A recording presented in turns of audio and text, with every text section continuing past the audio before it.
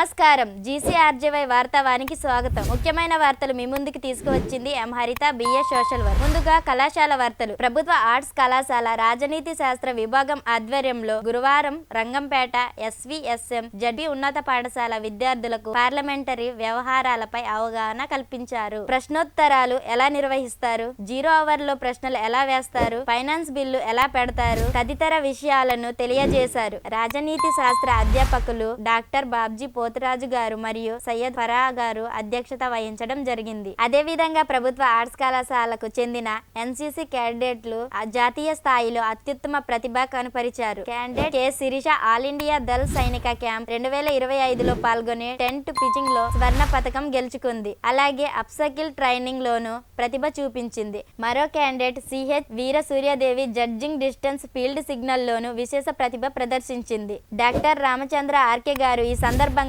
విద్యార్థులను అభినందించారు. ప్రతి ఏటా జాతీయ స్థాయికి విద్యార్థులు ఎంపికవడం ప్రిన్సిపల్ రామచంద్ర ఆర్కే గారు హర్షం వ్యక్తం చేశారు. అంతర్జాతీయ వార్తలు. గాజాలో ఇజ్రాయెల్ చర్యలు జెనోసైడ్ లక్షణాలున్నాయని యునైటెడ్ నేషన్స్ నివేదిక పేర్కొంది. చైనా అధ్యక్షుడు షీ జిన్ పింగ్ భారీ సైనిక పెరేడ్ ద్వారా కొత్త గ్లోబల్ ఆర్డర్ సంకేతాలు ఇచ్చారు. జాతీయ వార్తలు. దేశంలోని డెక్కన్ ట్రాంప్స్ మరియు మేఘాలయన్ యుగ గుహలు సహా 7 ప్రకృతి సంబంధ హెరిటేజ్ సైట్లను యునెస్కో యొక్క తాత్కాలిక జాబితాలో చేరవేశారు. ప్రధాని మోదీ గారు సెప్టెంబర్ 20న గుజరాత్లో లోథల్లోని నేషనల్ మెరిటైమ్ హెరిటేజ్ కాంప్లెక్స్ పనులు పరిశీలించేందుకు వస్తున్నారు. రాష్ట్ర వార్తలు. దేశవ్యాప్తంగా స్వస్థ్ నారీ స్వశక్త్ పరివార్ అభియాన్ కార్యక్రమాన్ని మధ్యప్రదేశ్ రాష్ట్రం ఇండోర్లో ప్రధానమంత్రి నరేంద్ర మోదీ గారు ఈ రోజు ప్రారంభిస్తున్నారు. ఆంధ్రప్రదేశ్లో మాదక ద్రవ్యాల రవాణాను అరికట్టేందుకు నిఘా పెంచాలని జిల్లా ఎస్పీలు కలెక్టర్లకు ముఖ్యమంత్రి నారా చంద్రబాబు నాయుడు గారు సూచించారు. విద్యా వార్తలు. ప్రైవేట్ డిగ్రీ కళాశాల యాజమాన్యాల సంఘం హెచ్చరిక.